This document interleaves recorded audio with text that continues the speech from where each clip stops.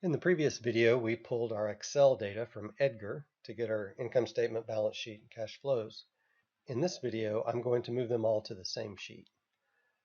I wouldn't normally do this, but for the purposes of the video, so I don't make you seasick, I'm going to go to View and add a new window and repeat that. Then I'm going to go to View and Arrange All vertically, Windows of the active workbook. And what this does is it gives me 3 windows to see the same active workbook. So I can put the income statement on one, the balance sheet on another, and the cash flow statement on a third. Then I think it will be easier to watch as I cut and paste and cut and paste. And I can get rid of these 2 windows. Since the balance sheet has one fewer column than the others, I need to insert some empty cells there, shift some cells to the right. And then I'll clean up the dates a little bit and add some titles.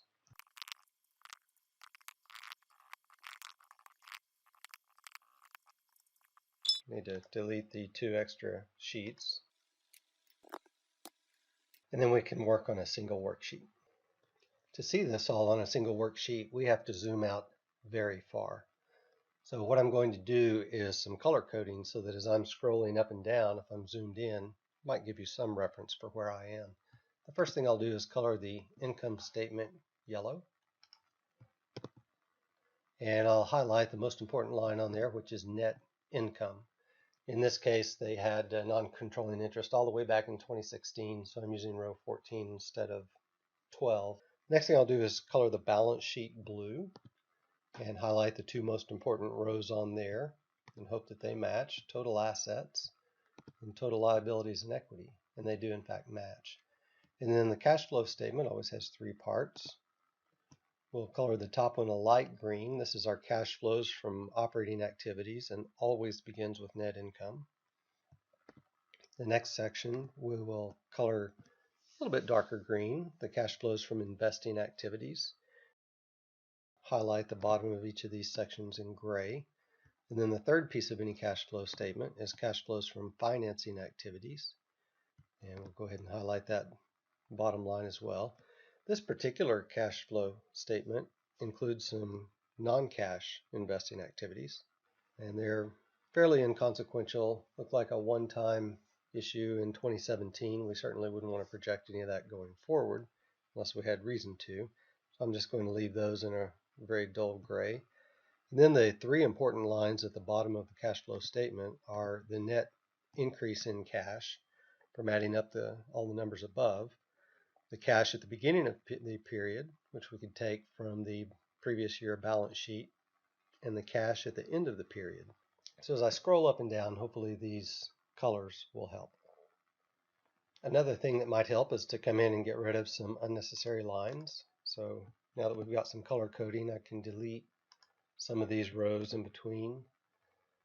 I'll come back to this income statement and note that we could go ahead and call this net income on row 14 and save another line there. And when we look at the balance sheet, there was a row in here that had some notes about where to look in the notes to the financial statements. So we can delete that row to save a little space. Then we've got this row that was equity from when we issued the stock, 815, 842, and 868. And then some preferred stock. We're not going to be modeling preferred stock, and in fact that's 0 anyway. We could delete that. But this common stock issued at par value, the additional paid in capital, the accumulated other comprehensive loss, I think we could put all those on one row and just call it other equity to simplify for our purposes. So I'm going to copy and paste special D to add. So we no longer need this row. And then the additional paid in capital, I think we'll go ahead and copy Alt ESD to add. We no longer need this row. And that will clean up that balance sheet just a little bit. I don't want to get too carried away, but I do want to make sure that we can see everything we need to see. I'm going to double check the math on this. Total current liabilities. Okay, I just wanted to make sure that nothing I did there messed up our math. Now we can zoom in a little bit more.